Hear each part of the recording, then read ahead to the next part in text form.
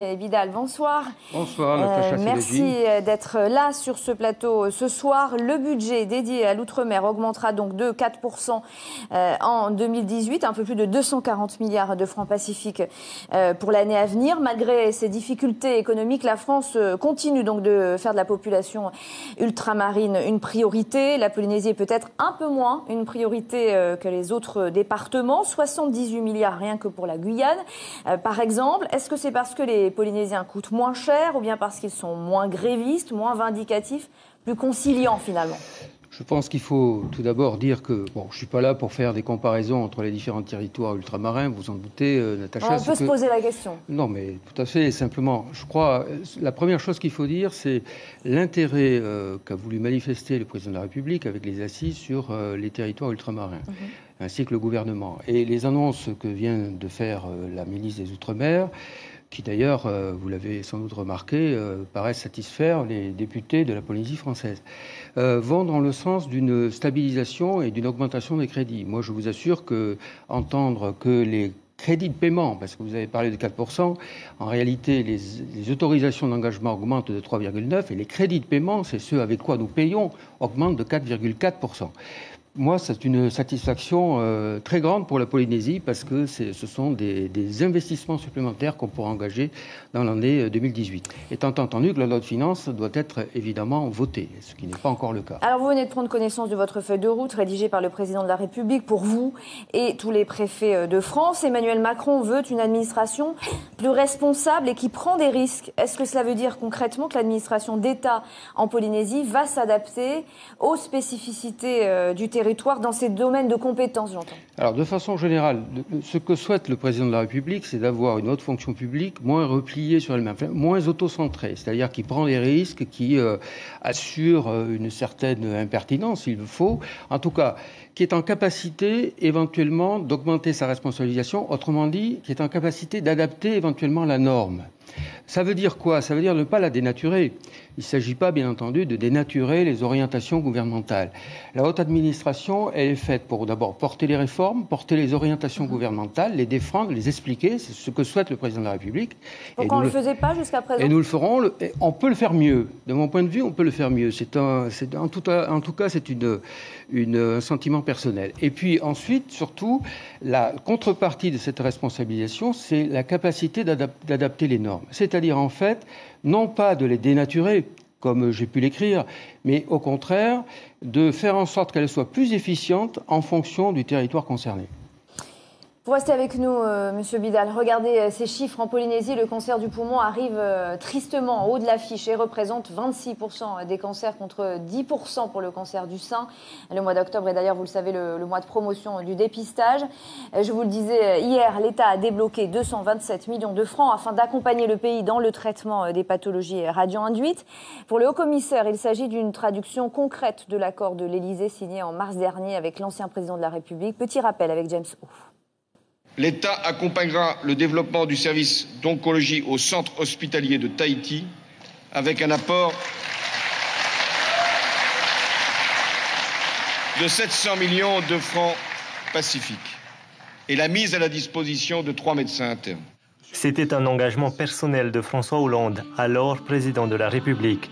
Plus de 19 mois après la venue de l'ancien chef de l'État, le haut-commissaire concrétise ses déclarations par l'octroi d'une première tranche de 227 millions de francs pacifiques destinés à financer du matériel de pointe dans le secteur de l'oncologie. Et c'est important que dans des investissements de ce genre, nous ayons l'accompagnement de l'État. Et ça accélère le temps, parce que là, effectivement, aujourd'hui, l'engagement de l'État, c'est fini. On a signé la convention, mais les crédits, je sais qu'ils sont là. Donc on va, effectivement, nous, de notre côté, aller aussi vite et puis pouvoir réaliser enfin ces investissements qui sont attendus depuis déjà quelques années. Ce soutien financier de l'État devrait permettre de moderniser le service oncologie créé en 2015, d'équiper l'hôpital de Taïoha et aux Marquises d'un mammographe et d'aménager des boxes de chimiothérapie dans les hôpitaux périphériques de Taravao et de Uturoa.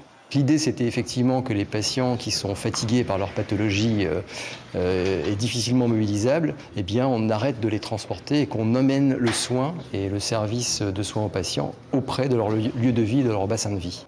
Quant aux médecins internes, le haut-commissaire reconnaît que c'est plus compliqué, mais que ce dossier suit son cours en lien avec le CHU de Bordeaux. Oui, en marge de la signature, le président du pays a aussi annoncé hier son départ dimanche pour l'ONU à New York où il va tenir un discours opposé à celui du leader indépendantiste Oscar Temaru. C'est la phrase du jour. Ils ont dit à Samoa que j'allais défendre l'État français et que j'étais l'espion et le pion de l'État français, a déclaré hier Édouard Fritsch, le président de la Polynésie, qui a annoncé la couleur contrairement au leader indépendantiste. Il dira à la tribune de l'ONU que la Polynésie va mieux, avec un PIB en hausse de 1,8%. Les éléments de la croissance sont là, selon le président du pays, qui a l'intention d'insister sur l'autonomie de la Polynésie. Il n'y a pas d'ingérence de la puissance administrative dans nos affaires, a-t-il déclaré. On écoute Édouard Fritsch, il répond à Gibouko. Ce pays travaille normalement avec son outil essentiel qui est l'autonomie. Les recettes fiscales rentrent. À aucun moment nous constatons une ingérence de quelque sorte que ce soit de la puissance administrative dans nos affaires. Le maire de Faa, Oscar Temaru, s'envolera, lui, ce soir pour New York. René Bidal, le président de la Polynésie, Édouard Fritsch, va dire à l'ONU qu'il n'y a pas d'ingérence de la puissance administrative dans les affaires polynésiennes. Vous confirmez ? C'est vrai. Et puis, je pense qu'il fait totalement légitime ce que le président, patron de l'exécutif de cette collectivité, a s'exprimé à l'ONU pour dire la parole à la Polynésie française. Mais en aucun cas, d'ailleurs, c'est un sujet que nous n'évoquons pas ensemble et en aucun cas, je me permettrai. Vous préférez son discours à lui, évidemment, que celui d'Oscar Temaru. Pas de commentaire. Vous l'avez signé hier, politique. Le premier versement pour optimiser le traitement du cancer en Polynésie française. Il y en aura 2 autres d'ici 2019. Ils seront échelonnés, donc l'engagement de 2016 est tenu, mais tardivement quand même. Tardivement, si on veut, parce que n'oubliez pas que quand le président de la République présente ce plan le 22 février 2016, ça n'est pas inscrit à la loi de finances 2016. Donc il avait été bien entendu que ce serait 2017, 2018, 2019. Et nous n'avons pas perdu de temps pour préparer avec le pays, et également avec la direction de l'hôpital, et donc la communauté médicale, quelles pouvaient être les priorités d'investissement. Je crois qu'on n'a pas de reproche. J'entends les persifleurs, mais ce que je vous redis ce soir, c'est que en réalité, c'est inscrit en PLF 2017. On prépare avec le pays l'investissement, le pays se joint à nous, puisque c'est 227 millions pour nous, mais c'est 283 millions avec le pays, et on va très rapidement maintenant réaliser ces investissements. Les 3 médecins internes promis, eux aussi, arrivent ? Alors, la grande difficulté était l'attractivité pour des médecins qui font leur internat en cette spécialité, et je pense pouvoir vous annoncer ce soir que fin octobre, début novembre, on devrait avoir ces 3 internes, dont 2 sont spécialisés, un en radiologie clinique, c'est-à-dire en traitement radiologique, et l'autre en oncologie médicale. Le 3e est moins spécialisé, mais on aura déjà 2 spécialistes en oncologie, donc là aussi, nous allons dans le bon sens. Le Conseil d'orientation pour le suivi des conséquences des essais nucléaires, le COSCEN, s'est réuni la semaine dernière au menu des discussions avec les associations des victimes du nucléaire, la suppression du fameux risque négligeable. Est-ce que vous êtes en mesure de nous confirmer ce soir que les indemnisations seront facilitées avec le CIVEN? On entend toujours que ça va aller mieux, mais dans les faits, ce que l'on sait, c'est que depuis 2010, date du vote de la loi Morin, seuls 2% des demandeurs ont réussi à être indemnisés. Il y a plusieurs questions dans la vôtre. Est-ce que vous pensez que cette fois, ça va avancer? Premièrement, le COSCEN est une instance locale qui est présidée par le pays, qui est souhaitée par le pays, qui est d'abord et avant tout une commission d'information. Ensuite, il y a le CIVEN, qui lui se réunit à Paris et qui est effectivement spécialisé dans l'indemnisation des victimes. Il y a eu très peu de cas à cause justement de la notion du risque négligeable, comme vous venez de le rappeler. À la suite de la modification et de l'amendement de la loi égalité réelle qui avait induit la suppression de la notion de risque négligeable, une grande partie des membres du CIVEN avaient démissionné. Depuis le 12 septembre, le quorum est à nouveau atteint et le CIVEN peut à nouveau examiner les cas d'indemnisation pour les victimes des essais nucléaires. Entre-temps, on peut imaginer que cette fois, ça va avancer plus vite.